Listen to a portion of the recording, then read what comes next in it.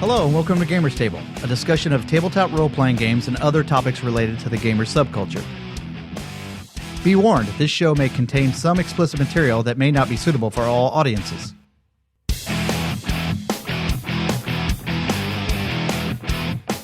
Hello and welcome to Gamers Table. My name is Eric. This is Mike. This is Mark. This is Dan. This is Shannon. This is Dave. This is Jason. And I'm Sean. This episode, we are talking about what it takes to play a hero. I don't think any of you guys can weigh in on it. So you say we don't always have play what it takes. All you got to do is sit in my chair. What? Game over. Game over. I played a hero once. Okay, well, that's actually a good point. Shannon did play a hero once so far. She's like 1 for 2. Yeah. And that was the Mutants and Masterminds. That was our hero campaign. Right. World War II. We started out trying to play heroes. Well, Right. Some people. Eric started out trying to play. a Well, Eric bastard. did not start out trying to play a hero. He started out playing a bastard like Yeah. Eric always does. And then he switched to hero. Yeah, and why do I gotta follow Johnny Mustang on Twitter now? That's right. Why wouldn't you? Who wouldn't? How can you not follow that guy?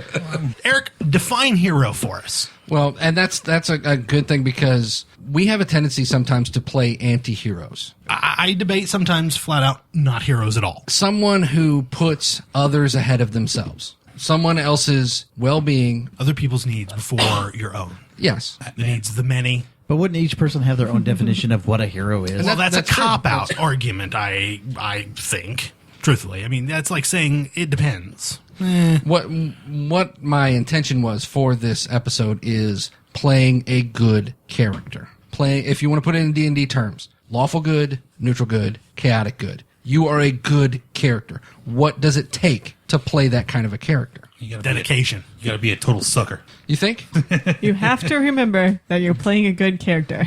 and that's, Would that- you know what? That is a very That's good rough, point. man. That's true. That is a very good point because there's been plenty of times where I've played a character with a good alignment and I get to the point where I'm so fed up with taking the bad guy's crap that I snap and I'm like, you know what? I'm not going to be the good guy anymore. You know what I mean? Would it matter on the campaign you're playing to, though? It certainly does. That was the difference between our Mutants and Masterminds campaign and, say, our Sea Princess campaign, where people aren't necessarily evil in Sea Princess, but they're not heroes. I mean, how do you- by any means. Like Shadowrun, how are you going to be a good guy? Nobody's good. Nobody's a good guy. I in tried. Shadowrun. I made a good priest who worked in a halfway house, healing, doing all detox and all that kind of stuff. Right. But it's hard to be a good guy when you're surrounded by people who are not. Well, and Shadowrun's kind of its own thing because throwing profit into anything. Well, and it's a modern morality too, Right. because it's a modern setting or Right. near modern.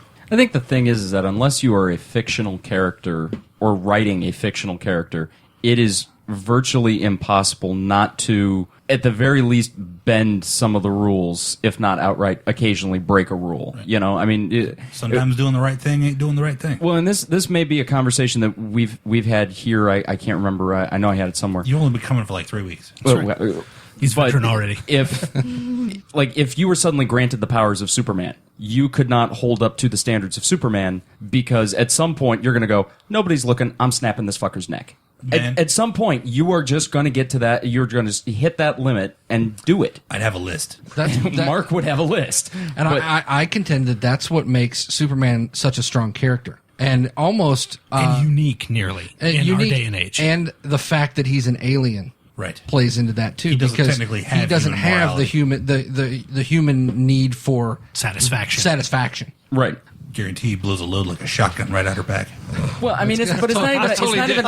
a total different satisfaction. It's a totally different satisfaction. But it's not even a need for satisfaction. It's just a need of, you know what, it's like Batman. How many times does the Joker have to escape from Arkham and Right. kill hundreds of people? Right. How many of Including those a Robin. people? Yeah, how many of those people are their blood is on Batman's hands because he had the opportunity to take out the Joker and he didn't. They went to sleep. One of the best lines when it comes to something like that is from The Incredibles, the cartoon? Mm-hmm. When Mr. Incredible says, I feel like the maid. I fix things and and then I come back and it's messed up again. Now I got to fix it all again.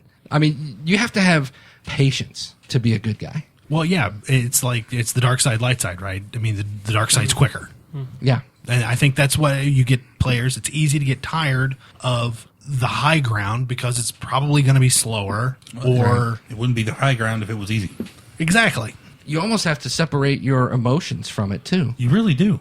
is you've got to look at everything completely objectively. You see some injustice being done, you want to go down there and stop it. The most expedient way to stop it might be to fly down there, carpet bomb, yeah, but then you're probably going to end up with lots of innocent casualties. The more difficult way to do it is to go down there, maybe take them out one by one, nice and quiet like, but then in the course of that... Parlay, and talk them out of the fight altogether. And which is going to be more difficult. Right. True diplomacy is very difficult. Not in the D&D sense. Diplomacy is a skill. I'm talking about actual diplomacy. Diplomacy is really hard to do. You have to, like you said, have to take the high ground a lot of times, and sometimes you have to diminish yourself in order to make concessions. So if you're trying to talk to, this big bad guy is like terrorizing a town, you go to talk him out of it. Well, all right, I'll stop attacking this town if you give me your money. Okay, well, I'll give you my money. Stop attacking this town. Well, I don't. That's not going to work. Yeah. Well, I don't. With terrorists. I don't Playing think a hero's boring. I mean, you're definitely drawing a line there, saying that to be a good character, you can't kill, and I don't necessarily believe that that's the case. Well, right. I mean, the situation dictates the reaction of the character, be it good or evil. An evil character is going to react in a way that benefits them first, and a good character is going to theoretically react in a way that's going to help the needy. Or I think it depends on the philosophy of the person doing the good. I think Mahatma Gandhi would disagree and say, no, there is no time to kill. There is never an appropriate time to kill someone. If you're going to play, and the Book of Exalted Deeds had things like that. Yeah. The pacifist. How hard would it be to play a role-playing game as a pacifist? If you're Woodside, not very hard at all. He'd rather not even play. That's really non-engageist.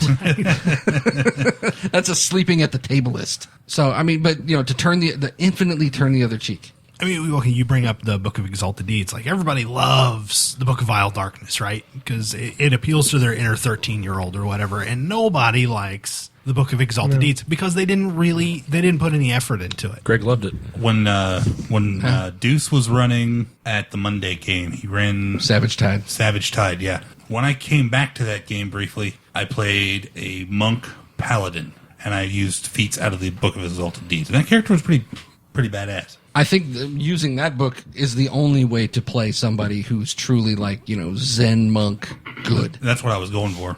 But taking it in another direction. Evil character.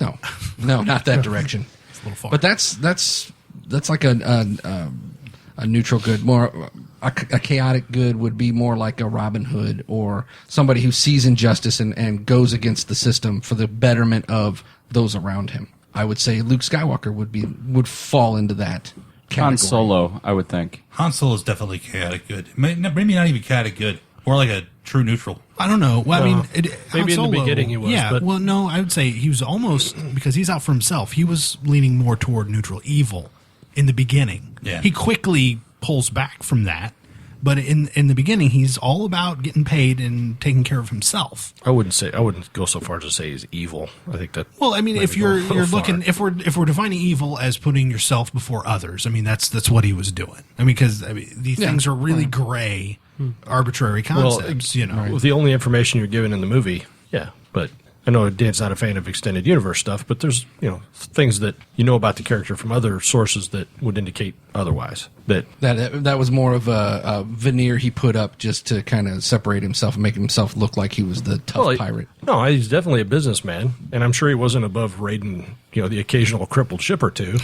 Right. But I don't think that necessarily means he's cutting all the throats of the passengers and the crew either.